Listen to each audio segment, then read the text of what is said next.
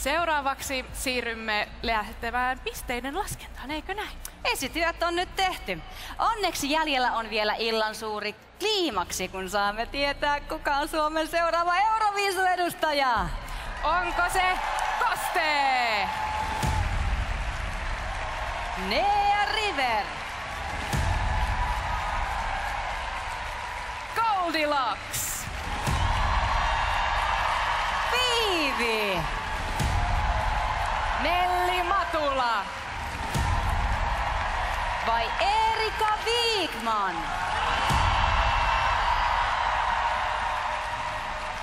Seuraavaksi kansainvälisten raatien antamiin pisteisiin lisätään teidän katsojien antamat äänet. Ensimmäisenä ne saa kilpailija, joka sai raadeilta vähiten pisteitä, eli Nea River. Sieltä sitten artisti kerrallaan matka jatkuu raatien suosikkiin, eli Goldilocksiin. Aivan mitä vaan voi vielä tapahtua, sillä lopulliset tulokset ovat tulleet!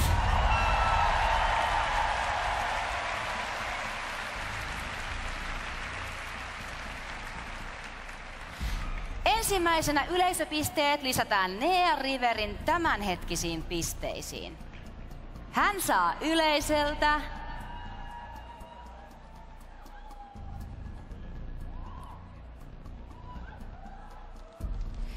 60 pistettä. Onnittelut Nea! Sä menit johtoon tässä vaiheessa. Toisena pistepottiaan kasvattaa Viivi. Hän saa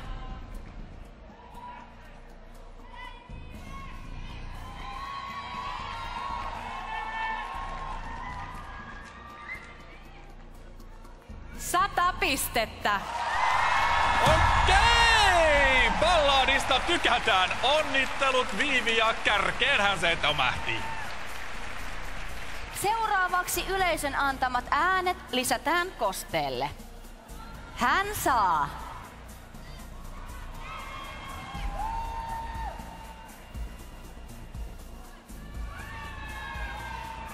43 pistettä. 43 pistettä. Yes! Mitä? Koste! Okei, viesti on selvä. Tällä mennään. Onnittelut Koste, hieno ilta sulla. Nyt vuorossa on Nelli Matula. Hän saa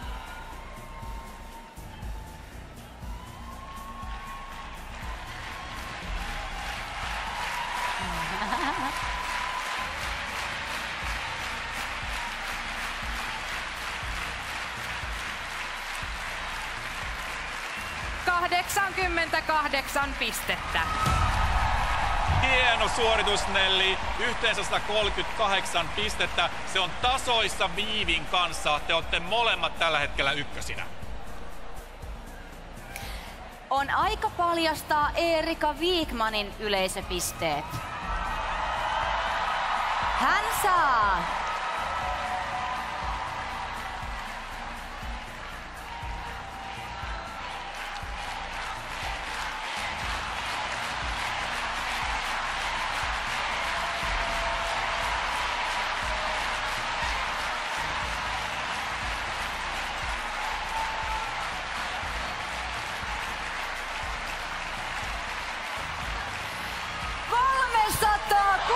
362 pistettä!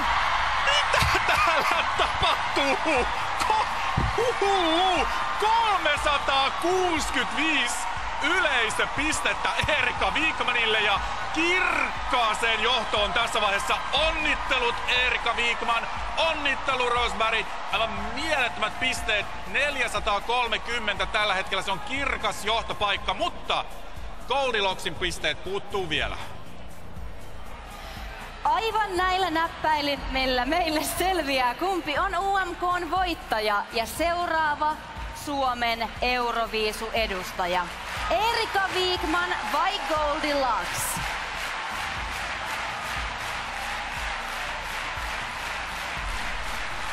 Eli nyt tilanne on se, että Goldilocksin pitäisi saada yhteensä 431 pistettä tai enemmän.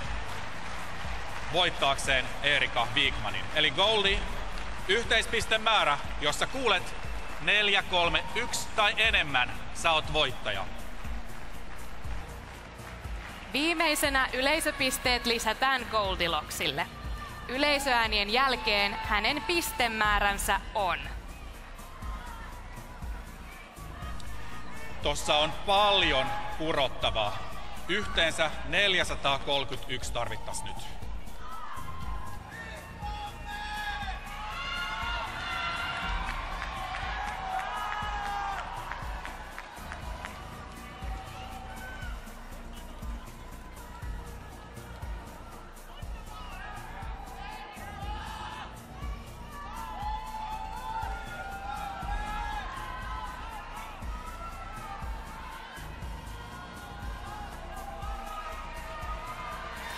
Yleisöäänien jälkeen hänen lopullinen pistemääränsä on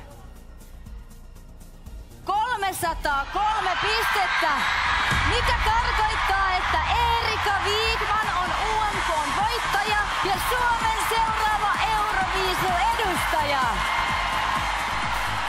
Onnittelut Erika Wigman, onnittelut Rosbergin säveltäjäperhe. Te olette tehneet sen, te sävelsitte Euroviisun. Erika, sä exitit Euroviisun. I-komme lähtee Sveitsiin. Tää on suorastaan historiallista, sillä Suomea edustaa nyt Euroviisuissa todella monen vuoden jälkeen nainen. Viimeksi suomalaiset valitsivat itselleen soolonaisedustajan avoimen karsinan kautta vuonna 2016, kun Sandja voitti UMK:n. Ja nyt me lähdetään saattamaan Erikaa kohti lavaa. Kiitos hei sulle, kun äänestit tänään.